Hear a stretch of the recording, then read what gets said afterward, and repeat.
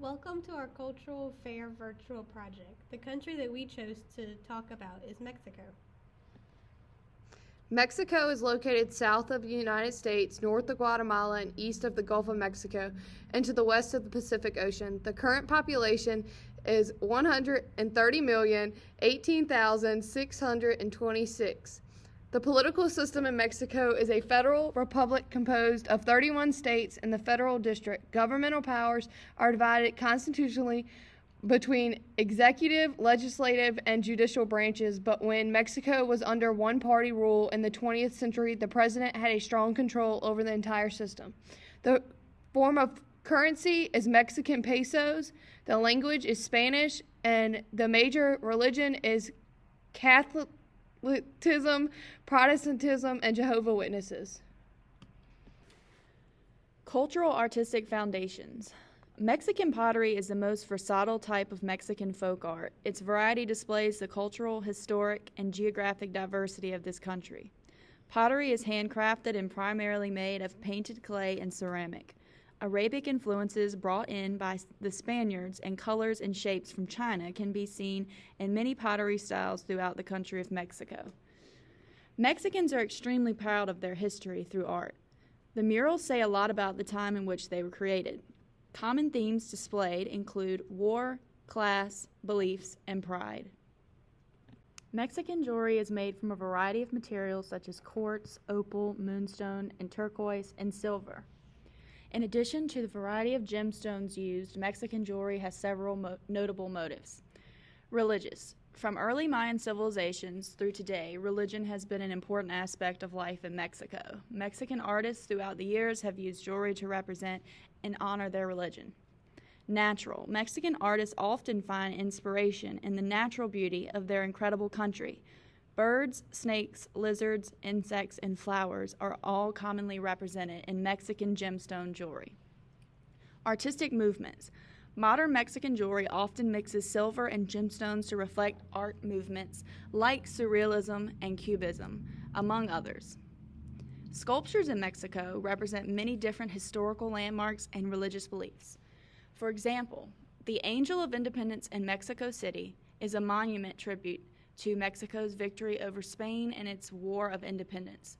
Her statue stands tall, overlooking San Angel, and is one of the most well-known images of Mexico City.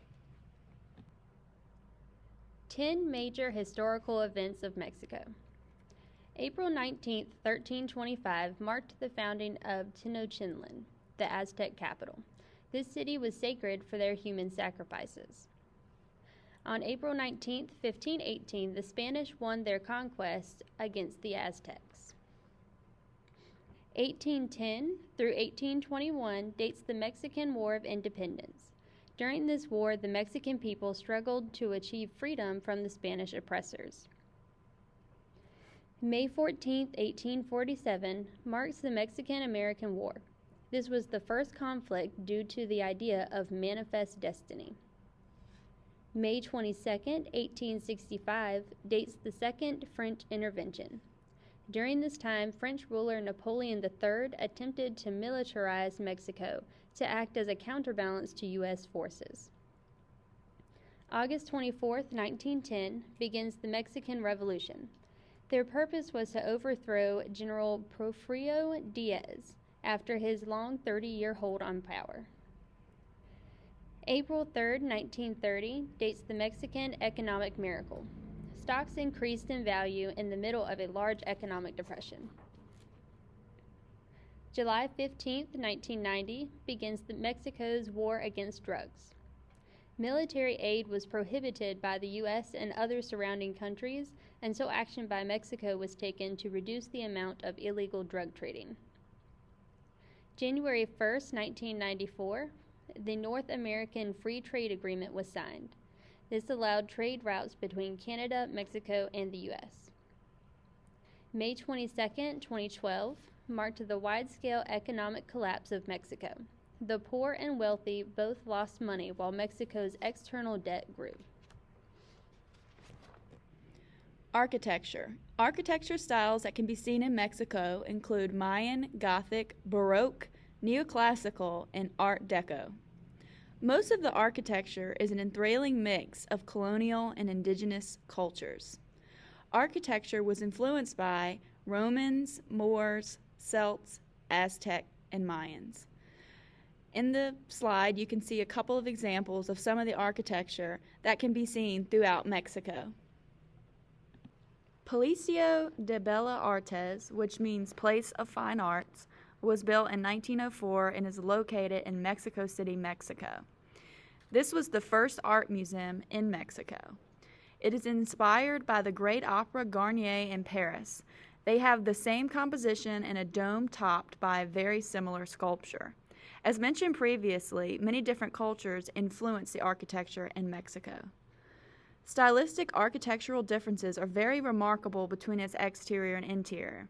This is due to the fact that the museum was created and designed by an Italian architect who then left the country due to a crisis after the revolution. The interior was finished by a different architect.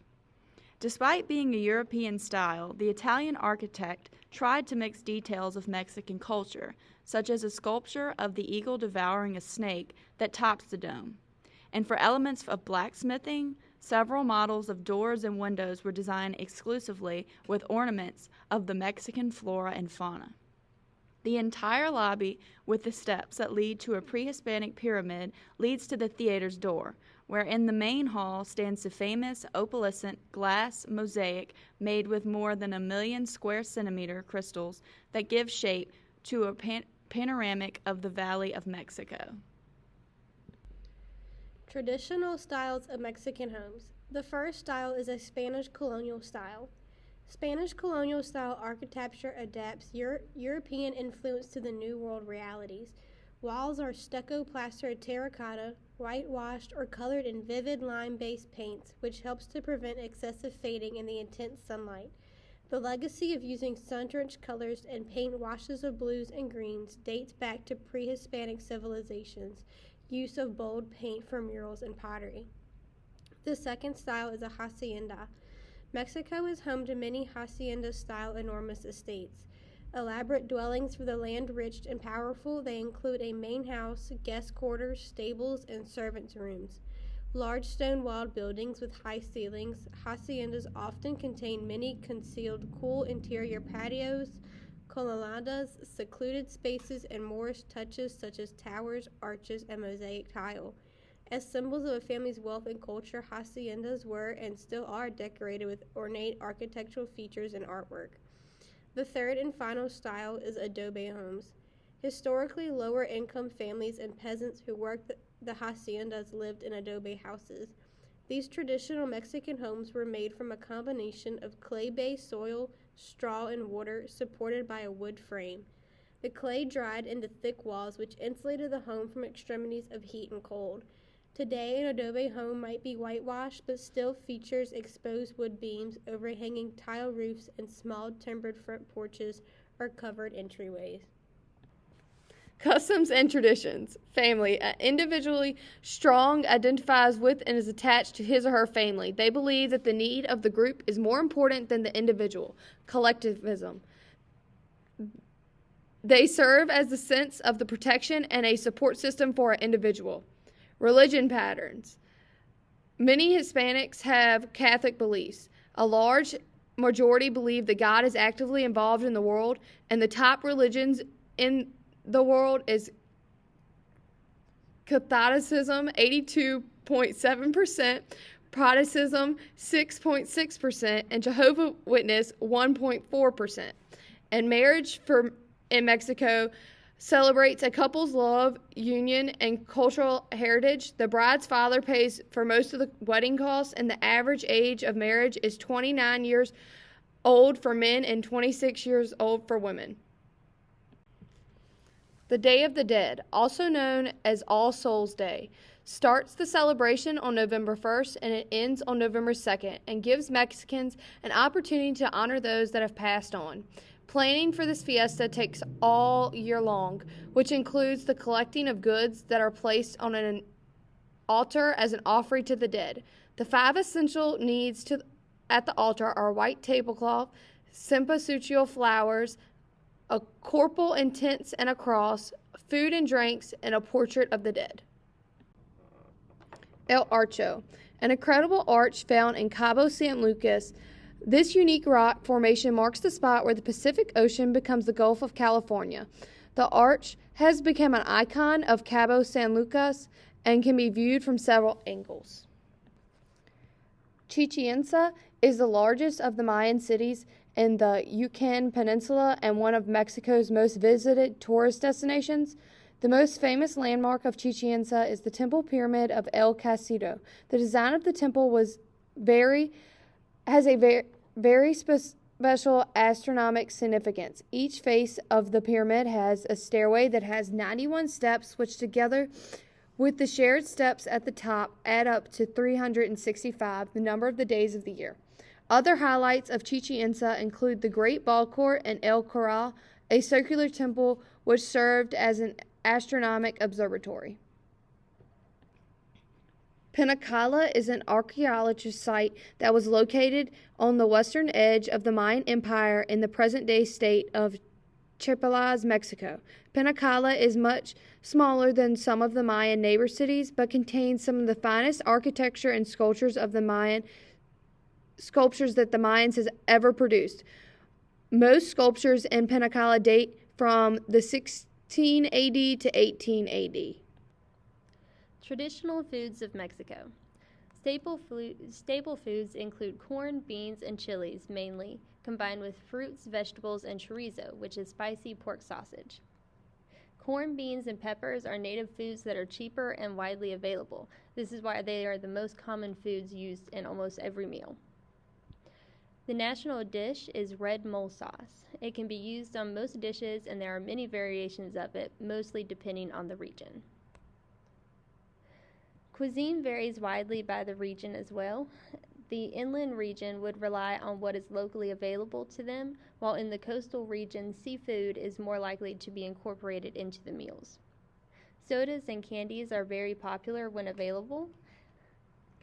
Other commonly used foods include tortillas and other corn and bread products, beans, tomatoes, and cocoa. Mole rojo, or red mole sauce, makes a delicious sauce for black bean and cheese enchiladas, grilled meats, seafood, or vegetables, and makes extraordinary huevos ranchos. The recipe has many variations according to the main dish being served, including a semi-sweet version used on desserts. Celebrations and events are known to have at least 4 kinds of mole sauce available. A few ingredients include ancho chilies, guajillo chilies, mulatto chilies, and habanero peppers, vegetable broth, olive oil, onion, and spices such as salt, pepper, oregano, garlic, and even cinnamon. Add cooked vegetables, cooked fowl, or other chosen meat to the finished sauce and simmer gently for 10 to 15 minutes. Carnitas huevos rancheros. This recipe loosely translates to roasted pork with eggs and salsa and is known as a breakfast dish in Mexico. A few ingredients include pork roast, eggs, tortillas, and beans, broth, olive oil, salsa, chilies, and avocados, and spices such as clove, garlic, cilantro, and even tequila. Slow cook your seasoned roast 7 to 8 hours and then shred the meat. Cook beans and eggs just before serving.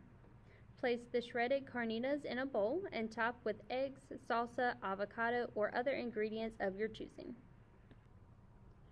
Pork chili verde. This dish includes tender pork simmered in tomatillo and chili broth. Ingredients include pork roast, carrots, onion, and rice. Spices and other flavors include garlic, jalapeno peppers, cilantro, and green enchilada sauce. Sauté the cubed pork and carrots in oil until brown. Slow cook the pork and other ingredients for 4 hours. Serve in a bowl with rice and tortillas. Mexican traditional dress. The traditional dress is made out of different materials such as wool, silk, cotton, bark, and agave. The traditional colors include red, green, yellow, and brown. These colors can be seen in lots of costumes and dress. Traditional costumes are normally worn during celebrations, holidays, ceremonies, and festivals. There are three main characteristics of traditional Mexican dress. The first one includes brightness. The fabric is very colorful and embroidered. Colorful ribbons are often used in clothing and hair and can be seen later on. The second characteristic is sun protection. This is the reason why sombreros have wide brims and the clothing is made out of natural materials. The third characteristic is modesty. The clothing is not provocative nor shameless. The skirts are long and flowers are often used to decorate the costume, hair, and headpieces. Men's dress. Traditional Mexican dress for men has not changed very much over the past years. The most well-known pieces of clothing are sarape, charro suit, sombrero, gallero, and a baja jacket. Attached, you can see pictures and examples of each one. Traditional women's dress. Women's clothing style changes throughout the different regions. The styles and names are region-specific for their costumes and dress.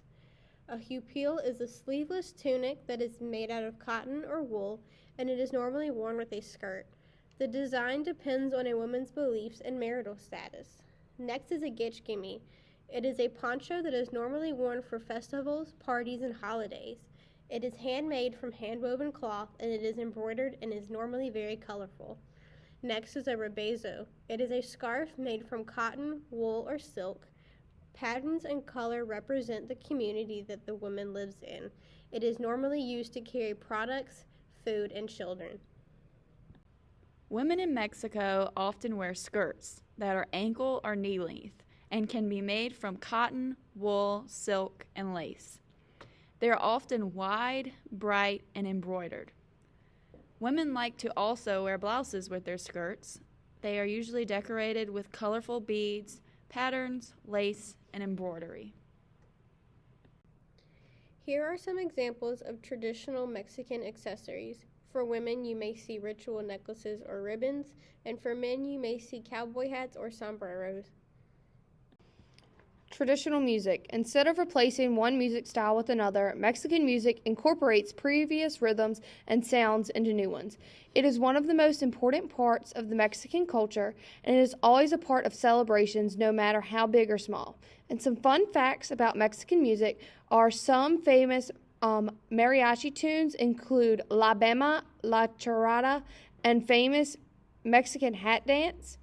The Latina ballad or romantic ballad is one of the most popular types of love songs in Mexico. It has a slow and sweet tempo and full instrumental behind a single singer.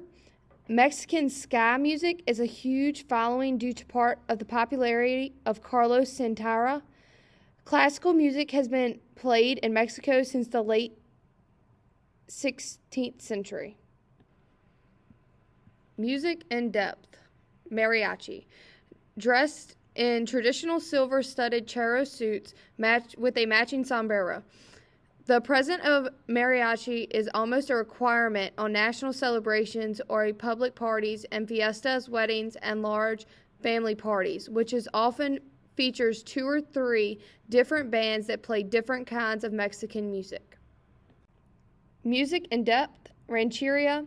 Rancheria music draws on traditional folklore, and its songs are usually about love, patriotism, or nature. El Grito Mexico, a yell that is done during the instrumental interludes, either by the musician or by members of the audience, is common in rancheria music. The word rancheria was derived from the word rancho because the music originated on the ranches of rural Mexico. Rancheria music is said to have been born of a new national consciousness during the Mexican Revolution in reaction to the artistic taste of the era. Rancherias are varied and reflect the tempo of waltz, a polka, or a bolero.